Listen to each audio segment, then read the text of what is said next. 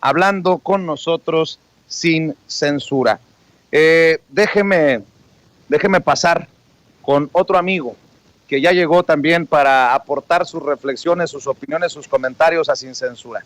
Vámonos inmediatamente con el incorruptible Daniel Marmolejo, quien es director y productor de la serie documental Guerra Híbrida.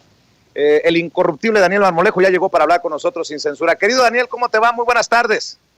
Hola Vicente, qué gusto saludarte a ti y a la gran audiencia de Sin Censura y desde luego a todas las mujeres que vienen de una madre, a todos los varones que celebran también a sus mamás, a todas las mujeres que son madres, que son abuelas y a la patria, que también las mujeres denominan la matria. Así es que con mucho cariño para quienes han tenido el privilegio de dar vida a este mundo y que además han dado vida para el bien de la humanidad, para todas ellas un gran abrazo, querido Vicente. Buenos días. Igualmente, querido Daniel. A ver, Daniel, ¿por dónde entramos? Tú propon. Bueno, Vicente, yo creo que hay varios temas muy importantes desde el punto de vista político, electoral e internacional. Lo primero es el financiamiento golpista que se estaría recibiendo por parte de distintas organizaciones en México, como es Artículo 19, como es Mexicanos contra la Corrupción y la Impunidad. Es un tema muy preocupante y sumamente delicado, primero porque sabemos, Vicente, que estos grupos ya tienen una línea política muy definida. En el mes de marzo, Artículo 19 trató de ningunear y desprestigiar a las mañaneras, por un lado. Y por el otro lado, Mexicanos contra la Corrupción y la Impunidad tiene una agenda que es una agenda para atacar al gobierno. El problema es de que los financiamientos que se estarían recibiendo a nivel internacional contribuyen naturalmente para que esta agenda se fortalezca. Entonces el llamado no solamente sería a la Embajada de Estados Unidos en México, sino a la Embajada de Reino Unido, quien también financia a este tipo de organizaciones. Es decir, que el embate contra México en el fenómeno de la guerra híbrida no solamente es local, sino es global, y eso tuvimos la oportunidad de plantearlo desde el primer capítulo, que la guerra híbrida se abría contra México de manera internacional, una guerra híbrida planetaria en la cual México estaría, y sobre todo por la riqueza que tiene este país. Entonces, no es solamente una investigación, ni es un solo momento. Yo tuve la oportunidad de informar a la vocería de la presidencia también de estos temas en el mes de abril. A principios del mes de abril apenas recibía yo esta información.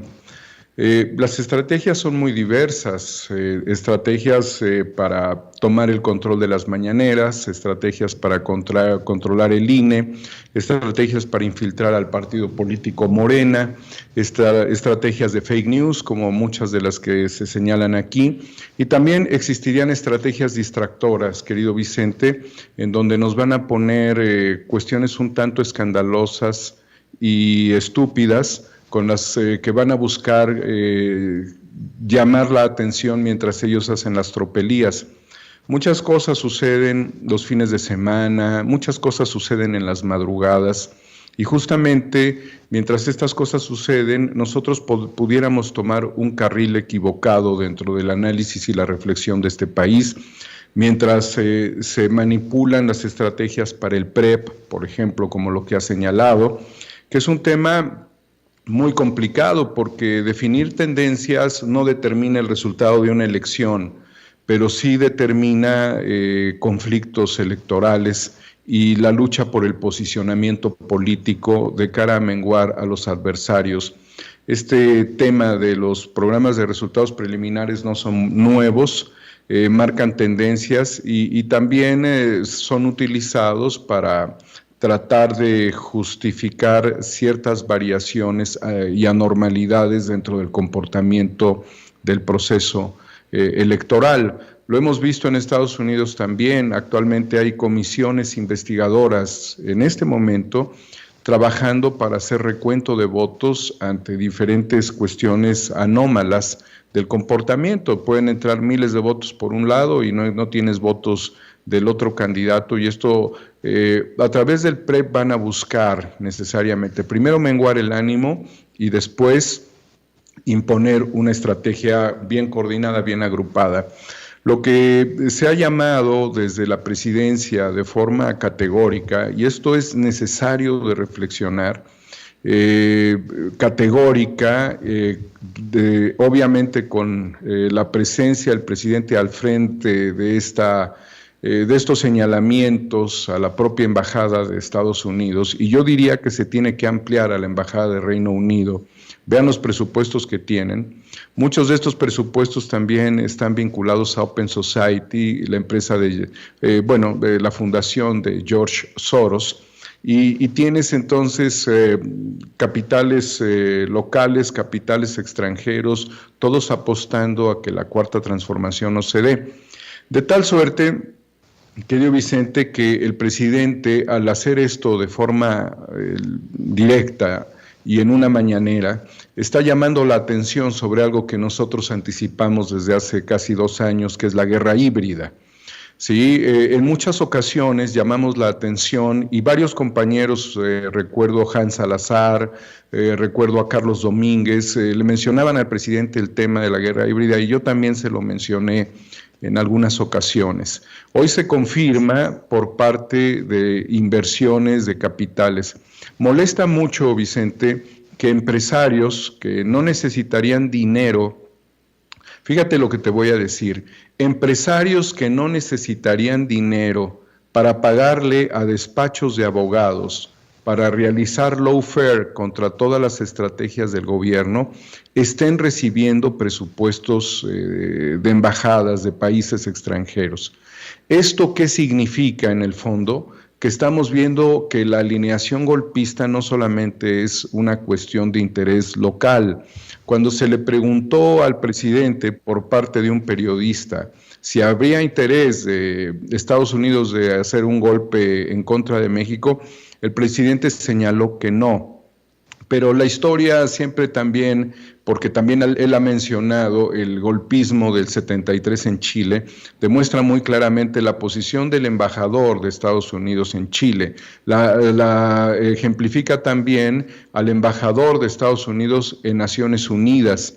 Eran tiempos en donde la información tenía que ser conducida de manera más personalizada, y en este caso la Oficina Oval en Estados Unidos, donde pues obviamente despachaba Nixon y tenía la asesoría de Henry Kissinger, pues operaban estratégicamente para este derrocamiento. Los aspectos fundamentales de ese tiempo y que defendía Allende era la lucha contra las empresas que se dedicaban extranjeras a la extracción del cobre. Nosotros estamos ya en un tiempo de extractivismo de lo humano, no solamente del cobre, del oro, de la plata, del petróleo, de las almas. Ya llegamos al extractivismo de lo humano. El neoliberalismo es eso. Se extrae la esencia del humano, se extrae la conciencia del humano y se pone a merced de las redes sociales para todas las estrategias de neuromarketing, para todas las estrategias políticas también. Y esto, Vicente, es parte del contraataque, de la contraofensiva que estamos haciendo desde nuestra participación analítica en las mañaneras, cosa que ha molestado también a presuntos periodistas, supuestos compañeros que te apuñalan por la espalda. Sí, pero termina siendo un verdadero absurdo que no todos quieran defender a este país. Y la verdad también hay que decirlo, Vicente, si el gabinete del presidente López Obrador no está a la altura del ataque golpista, si la estrategia de las diferentes secretarías de Estado no está a la altura de la defensa de la patria, si la presencia de distintos políticos en cargos muy importantes dentro de la cúpula del gobierno no están proyectando el desarrollo económico del país bajo una propia mística de la 4T, no solamente hay que denunciarlos, sino hay que exigir que sean cambiados. ¿sí? Yo no puedo suponer que un titular de una Secretaría de Estado esté tripulado por los intereses económicos y políticos de un grupo, porque este sería el otro fenómeno, pero ya es totalmente interno. Hablábamos de los exógenos, ahora hablemos de los endógenos. Y en ese sentido, que tú tengas secretarios que tengan que pedirle opinión a empresarios, que tengan que pedirle opinión a embajadas, que tengan que pedirle opinión a intereses supranacionales, económicos, globalistas, los vamos a desenmascarar. Los vamos a desenmascarar y los vamos a confrontar porque estarían traicionando a la patria, como todos los anteriores que acabamos de señalar, querido Vicente. Oye, Daniel, en esta situación después de la tragedia de la línea 12 del metro, sigue siendo encabronante ver a políticos como Ricardo Anaya colgarse del tema para golpear a López Obrador y sacar raja política, o a analistas como Denise Dresser publicando en el periódico Reforma, pues también con esa intención del golpeteo con la tragedia. Si me permites, te pido tu opinión, tu reflexión en este contexto. Dice Denise Dresser en el periódico Reforma: Andrés Manuel López Obrador luce descolocado y frustrado, perdió la superioridad moral bajo los escombros de la línea 12 y llama a su columna temporada de tlayudas. Nos faltan 26 vidas sesgadas que se suman a una larga lista de ausentes. Hijos, hermanas, padres que subieron a la línea 12 del metro y no volvieron a casa. Alguien se quedó esperándolos como quienes aguardan el retorno de los 43 de Ayotzinapa y los 49 de la guardería ABC y los 85,000 desaparecidos. Familias partidas por un rayo al enterarse que no sería así, cargando para siempre con el dolor de las ausencias injustas por impuestas. Tragedias con responsables por acción u omisión o negligencia o corrupción. Tragedias con víctimas y victimarios. Tragedias de Estado. Pero no para López Obrador, presidente de la hermana República de la Negación, donde no importa el dolor de los demás, sino solo la incomodidad mediática para sí mismo, donde AMLO prefiere acusar injerencia extranjera antes de asumir responsabilidad política, no busca empatizar, pretende distraer. Para el primer narcisista de la nación, no es temporada de tragedias, sino temporada de tlayudas, las que comió en Oaxaca mientras no visitaba Tláhuac, las que presumió en una gira por refinerías mientras no asistía a los hospitales, las que se zampó con singular alegría mientras tantas familias padecen inconmensurablemente penas. Andrés Manuel López Obrador paseando y el país llorando. Andrés Manuel López Obrador de gira y México de luto, muy cerca de su ego personal y muy lejos de la desazón social. Y bueno, ya no sigo leyendo porque ya te imaginarás pues la sarta de cosas que hemos exhibido una y otra vez de Denise Dresser. ¿Me das tu opinión? Sí, querido Vicente, mira, lo primero es señalar que el presidente de la República nunca ha demostrado que él utilice las tragedias como un argumento político para posicionarse de ninguna forma. Es decir, que el aspecto del llamamiento melodramático que propondría Denise Dresser es un luto que se vive desde el interior de un mandatario y al mismo tiempo también de los funcionarios públicos a quienes hemos visto encarar esta tragedia con estoicismo. Esto no significa que no haya errores, querido Vicente. Esto quiere decir que no hay escándalo sobre la situación. Quienes tratan de hacer escándalos pues son los medios golpistas alineados al INE, alineados a Estados Unidos, alineados a Inglaterra, ¿sí? Es esa la lógica. Yo particularmente, Vicente, sobre el intento de menguar una posición política, histórica en México, creo que es muy importante que hagamos una reflexión mucho más profunda, menos banal y autocrítica, porque es necesario. Particularmente te comento que hemos tenido un programa de tipo técnico, no nada más de estos perfiles como Denise y como estos personajes que son estridentes. Hemos tenido un programa donde invitamos a ingenieros, 3 de ellos con doctorados, del Politécnico principalmente, un ingeniero que trabajó 25 años en el metro. Hablan de temas de mantenimiento necesariamente, pero también se habla de cargas de fatiga, de la circunstancia del medio ambiente, de la ductibilidad, por ejemplo, del acero, de la corrosión a consecuencia de los óxidos nítricos de los vehículos y desde luego también de algunas cuestiones que pudieran estar en el orden del diseño. Esa es la parte que nos va a ayudar a todos nosotros. Yo creo que más que criticar en este momento a un gobierno y criticar a un presidente que nada tiene que hacer con la construcción de estos tramos de la línea, ni con su operación, ni con su mantenimiento, porque no es de su correspondencia, lo que el presidente está haciendo es permitir que se conduzca esto por un proceso de legalidad, que es justamente lo conveniente. Mi única reflexión, Vicente, ante todos los chayoteros y todos los globalistas de los medios, es que ningún país como, por ejemplo, pongamos algún ejemplo, no diría yo latinoamericanos, pero China no estaría esperando que expertos mexicanos vayan a evaluar tragedias, colisiones, problemas operativos dentro de sus empresas o dentro de sus, infraestructura estratégica. Lo mismo Francia tampoco lo permitiría, lo mismo Alemania tampoco lo permitiría, y la misma Noruega, que es una empresa noruega la que estarían contratando para realizar esto, tampoco lo haría.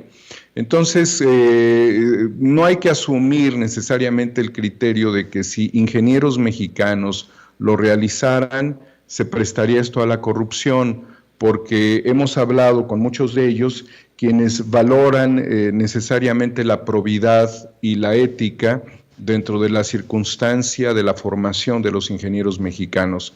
Esto es una tragedia, hay que tratarla de mejor manera. ¿Cuáles son los puntos esenciales que yo quisiera valorar respecto a esto en retrospectiva y en prospectiva? Lo primero, Vicente, tenemos que determinar si se pudo evitar. Lo segundo es determinar si se pueden evitar otras tragedias como la ocurrida. Lo tercero, Vicente, es la constitución de un organismo autónomo mexicano que permita hacer todo tipo de evaluaciones e investigaciones forenses a cuestiones críticas como las que estamos viviendo, porque nuestros ingenieros han estado también en experiencias internacionales en todo el mundo. Y desde luego también, Vicente, que las víctimas, que ese es el tema que realmente nos preocupa y nos ocupa en este momento, tengan mucho mayor beneficio sus familiares respecto a las indemnizaciones, en lugar de que esto se vaya a las empresas calificadoras, analistas, forenses, investigadoras extranjeras, porque si no estamos hablando también de un absurdo, darle más al que te va a decir por qué fue el problema y quiénes son los responsables que a las víctimas. Necesitamos nivelar en ese asunto y esto es un llamado a las autoridades también. Quiero destacar que uno de los ingenieros con los cuales tuvimos la oportunidad de platicar, señalaba de la importancia de que no se movieran los trenes para no afectar las condiciones propias del incidente o accidente y que fuese una manera de evaluar mejor el daño sin tener que manipular una escena que puede incluso ser una escena de crimen, dependiendo de las circunstancias. Finalmente, Vicente, sobre este tema tan doloroso, es muy importante que las empresas constructoras, y en este caso muy específico Carso, junto con CAF, que es la empresa dedicada a la fabricación de los ferrocarriles, porque esto prácticamente tiene características de ferrocarril, estos trenes del metro, puedan hacer un trabajo de inversión. Estas empresas necesitan invertir aún más esfuerzos técnicos, humanos y económicos para contribuir a subsanar cualquier problema presente y futuro. El desarrollo de esta línea, como bien sabemos, era subterráneo y no se hizo así. Y también este es un llamado a todos los candidatos políticos de este país, Vicente. Nosotros queremos poner las cosas en otra lógica. El llamado es para decirles a todos los candidatos que aunque tengan ideas faraónicas, monumentales, trascendentes, cuiden mucho los tiempos de sus proyectos, no hagan inauguraciones que no pueden soportar los ingenieros, no transfieran problemas a los próximos gobiernos y no excedan los gastos con los cuales se pueden realizar sus proyectos. Ese es el llamamiento a todos los que sean candidatos a puestos de elección, a cargos de elección, tanto en la administración pública como en la representación. Lo hemos hecho en el caso de Naucalpan con la candidata Goldsmith, Gabriela Goldsmith, a quien le señalaban en una participación que tuvimos sobre un proyecto urbanístico que puede ser necesario en la zona de Naucalpan. Y nosotros le decíamos, sabemos que no es de tu responsabilidad, Gaby, que es responsabilidad de la candidata que busca la reelección en el municipio. Eso lo sabemos muy bien, pero lo que queremos es que cuando menos en este enlace que estamos teniendo contigo y como vínculo con la ciudadanía, pongan todos los proyectos codiciables, ambiciosos, del lado de la gente, para que sea la gente misma quien lo valore. Porque en este caso particular, Vicente, los cambios estratégicos dentro de un proyecto, cuando no hay un consejo consultivo ciudadano, cuando no se habla del lado del pueblo, se realizan por parte de los gobiernos y de las empresas regularmente sin que lo sepamos. Entonces llegó el momento de hablarle a la gente porque la gente ya maduró, porque la gente quiere saber, porque la gente tiene que apostar a sus gobiernos, no solamente en procesos electorales, sino como lo hace el presidente López Obrador, en una democracia permanente, participativa, electiva, deliberativa y además directa, porque debemos de recordar que el presidente ha cancelado proyectos cuando la gente le ha dicho, aquí no queremos una minera, pácatelas en Baja California Sur, no va a haber. Aquí no queremos una cervecería que se lleve el agua, págatelas, se suspende porque es la gente la que está apoyando esto. Entonces, independientemente de la presión que puedan tener muchos candidatos por parte de empresas constructoras, de desarrolladores, de proyectistas, de grupos económicos que también tienen interés y es parte de una realidad, pues, o sea, sí. No estamos hablando de un templo místico, sino de una cuestión de operar recursos públicos. No se endeuden de más, pongan los proyectos del lado de la gente, no prometan lo que no pueden cumplir y no inauguren cosas que no van a funcionar.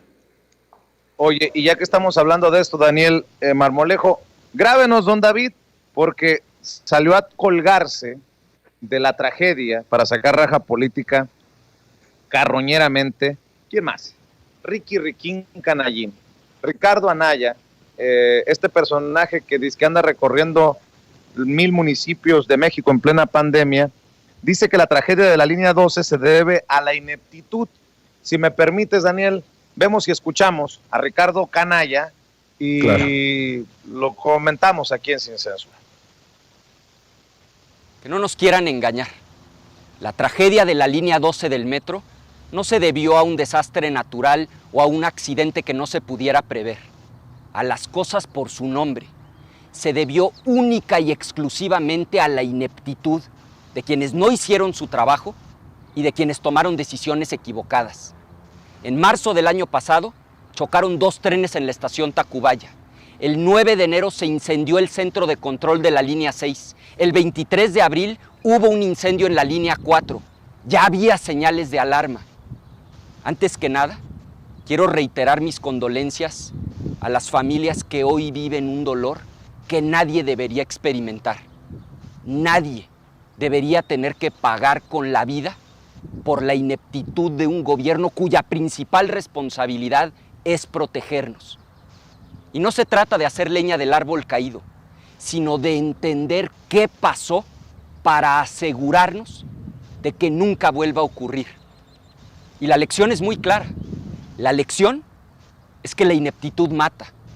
Y hay que decirlo, este ha sido el gobierno de la ineptitud que cuesta vidas humanas, que no es la primera vez.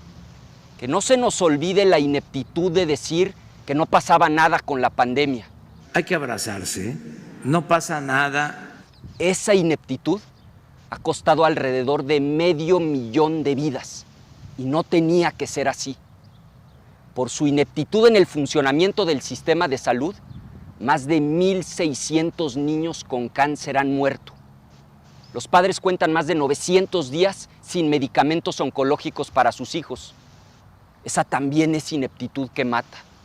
Ineptitud en el manejo de la seguridad. Abrazos, no balazos. Saludar a la mamá y liberar al hijo del Chapo. Yo ordené que se detuviera ese operativo y que se dejara en libertad a este presunto delincuente. Esa ineptitud también mata. Fíjate, en el peor año de la guerra contra el narco de Calderón, murieron 25,000 personas. Un año terrible. Pero en el primer año de López Obrador, con sus abrazos, murieron 35,000.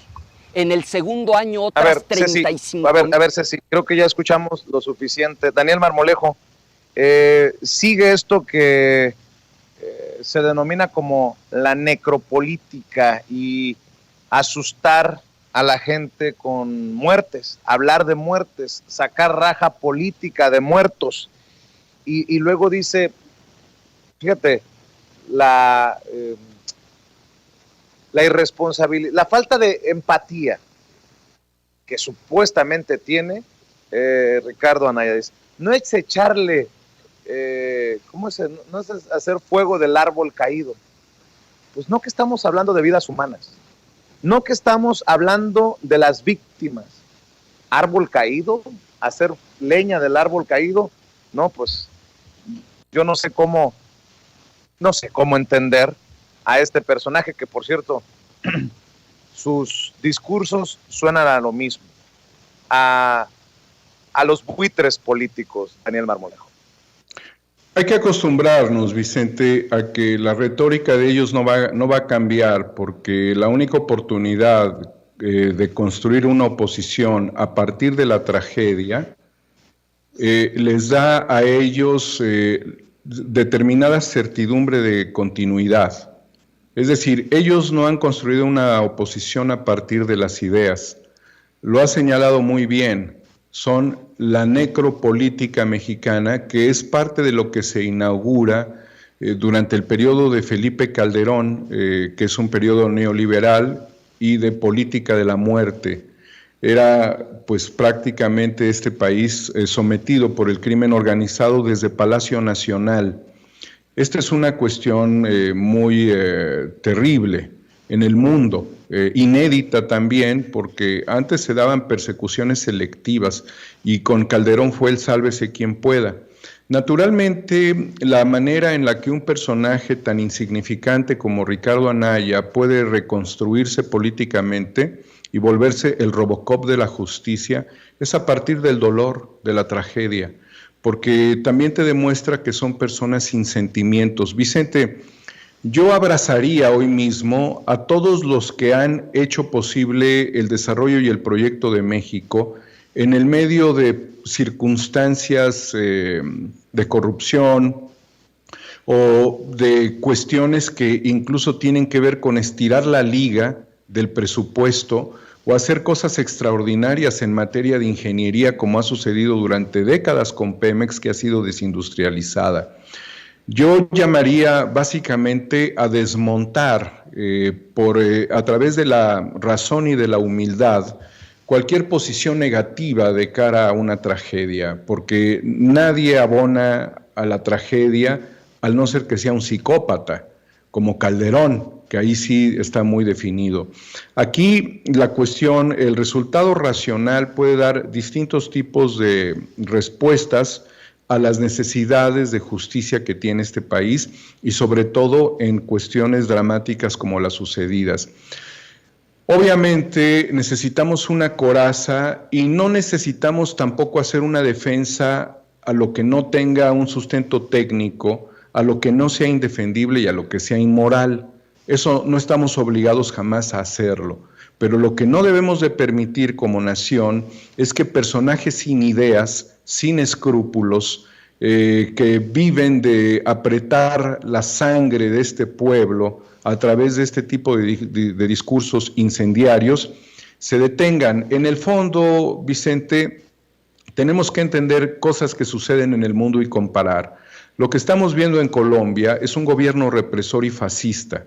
Lo que vimos con el gobierno de Felipe Calderón fue un gobierno que le dio un golpe a la democracia y después nos consignó a la peor de las masacres, obviamente llegamos al nivel de las ejecuciones extrajudiciales de manera sistemática y desde entonces hasta la fecha a las fosas clandestinas. Pero hubo una política de Estado orientada en ese sentido. Lo que estamos viendo aquí, querido Vicente, es algo que requiere un tratamiento técnico, un humanismo en su enfoque y una recuperación de la confianza de un gobierno. No es el fin de un país, ni es darle el país a los malditos desgraciados que estaban muy contentos durante el gobierno de Calderón y nunca dijeron nada, cuando mataban estudiantes en el TEC de Monterrey, cuando colgaban a personas en los puentes, cuando los gobernantes se dedicaban a negociar con el crimen organizado. Es un abismo de diferencia entre una cosa y otra. Sin embargo, nada de esto limita la ejecución, el ejercicio judicial de cualquier fenómeno que tenga una base de responsabilidad. Pero es un cambio conceptual y nosotros no nos podemos dejar pervertir por los enamorados de la muerte, los necropolíticos como Calderón, como obviamente este personaje chatarra,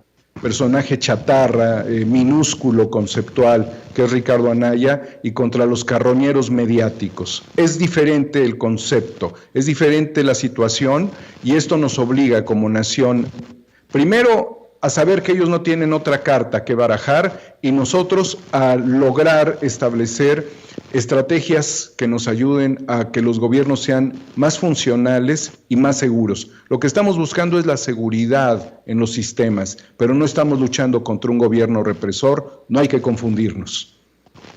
Y para cerrar, Daniel Marmolejo, hablando de otro Ricardo, y también podría ser de la misma calaña de Ricardo Anaya, Ricardo Salinas Pliego, estaba viendo que está regalando 50,000 pesos a una mamá y pone reglas, ¿no? De que tenga cuenta en Banco Azteca, que lo sigan en Twitter, que no puede participar nadie a nombre de su mamá, decir en qué lo va a invertir, y luego arremete contra Sabina Berman, a quien le dice, véngase a llorar a este tuit, porque hoy volví a decidir regalar mi dinero, el que yo gano, no es de ningún presupuesto público, y de pasada mande su código si gusta, como para que participara.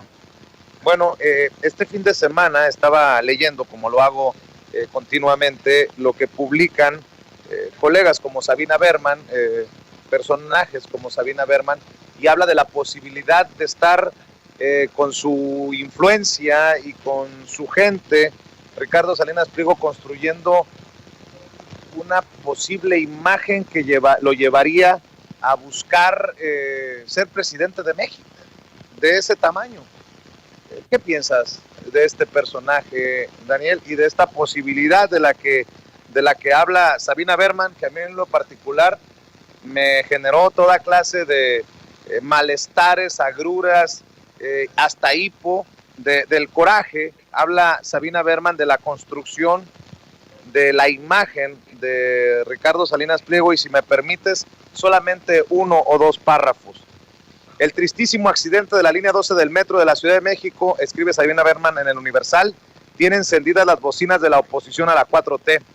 En el tremendo accidente y en su veintena de víctimas inocentes, la oposición quiere encontrar las claves de lo que será la elección en el 2024 de un sucesor al presidente López Obrador. El accidente, pregona la oposición, significa la debacle de los 2 sucesores naturales al presidente, Claudia Sheinbaum y Marcelo Ebrard. En la aparatosa caída del tren han caído de antemano sus candidaturas destrozadas, dice Sabina Berman. Asombra la ingenuidad de esta versión, su estrechez de miras, su desatención a la máxima principal de la adivinación en asuntos de política. A decir, el futuro nunca consiste en el arreglo de las piezas obvias del rompecabezas del presente, siempre implica más piezas que vienen de los costados de la realidad.